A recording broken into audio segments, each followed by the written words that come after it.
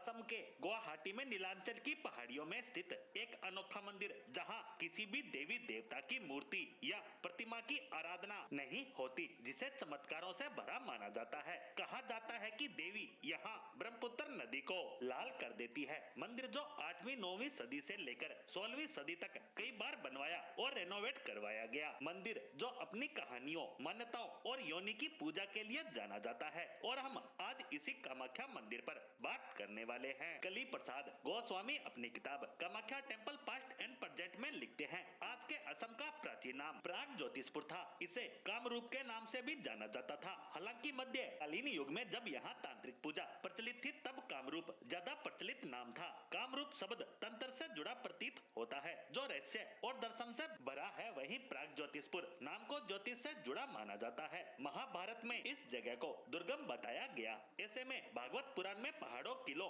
आग और पानी के चलते यहाँ घुसना मुश्किल बताया गया। वहीं 10वीं सदी के कालिका पुराण में बताया गया कि यहाँ ब्रह्मा ने एक तारे का निर्माण किया था। कामरूप नाम को लेकर एक और कहानी कालिका पुराण में बताई गई कि शिव तपस्या में इतने लीन हो गए कि संसार के बारे में भूल ही गए। इसीलिए ब्रह्मा ने कामदेव से शिव की तपस्या में विघ्न डालने के लिए कहा। कामदेव ने ऐसा किया भी, लेकिन शिव ने कामदेव को जलाकर भस्म कर दिया। बाद में कामदेव को कामरूप में नया जन्म दिया गया, तो इसका नाम कामरूप पड़ा, और यही कामाख्या मंदिर है, जो कई पौराणिक कहानियों का केंद्र है। कामाख्या में आराधना की कहानी भी बड़ी दिलचस्प है। कालिका पुराण के मुताबिक सती की मृत्यु के बाद शिव उनके शव को कंधे पर रख यहाँ वहाँ भटक रहे थे। अंत में भगवान विष्णु ने अपने चक्र से शव को टुकड़ों में काट दिया, तो शरीर के हिस्से नीलांचल की पहाड़ियों में गिरे, जिससे ये नीला हो गया, और उसी से इसे ये नाम मिला। इस मंदिर में पत्थर पर उकेरी गई योनि लगातार प्राकृतिक धारा से सिंचित होती रहती है। कोई मूर्ति ना होने की वजह से ये भी हो सकता है कि यहाँ शक्ति की सांकेतिक रूप से आराधना की जाती है। इसीलिए आराधना के केंद्र में देवी की कोई मूर्ति या प्रतिमा नहीं है। इस नाम से जुड़ी कहानी पर बात करें तो ब्रह्मा शिव के तप में लीन होने से व्यथित हो गए थे, क्योंकि वो सांसारिक मोह माया से परे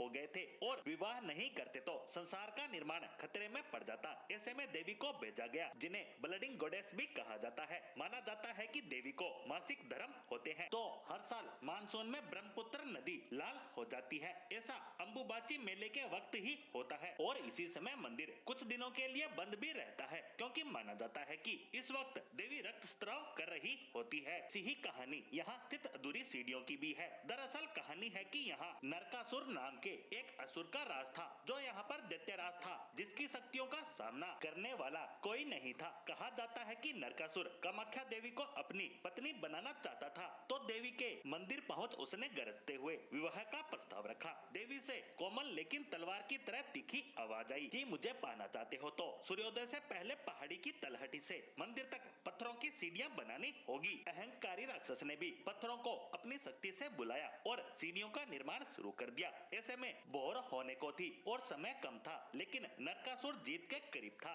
देवी भी जानती थी कि नरकासुर सफल हो गया तो संसार के लिए ठीक नहीं होगा, तो चाल चली और एक फुसफुसाहट भेजकर जंगल के बीच से एक मुर्गे को बुलाया। नरकासुर ने अभी सेकंड लास्ट सीढ़ी की नींव रखी ही थी कि मुर्गे ने बांग दे दी। नरकासुर चौंक गया, उसकी परीक्षा खत्म हो चुकी थी। क्रोध में अधूरी सीढ़ी भी तोड़ मुर्गे को श्राप दे मार डाला। जब वो पहाड़ी से उतरा तो ताकतवर तो था, लेकिन मन में हार का दुख भी था। वो समझ गया था इच्छा को कभी भी काबू में नहीं किया जा सकता। इस तरह कामाख्या देवी मंदिर से अनेकों रहस्यमयी कहानियां जुड़ी हुई हैं।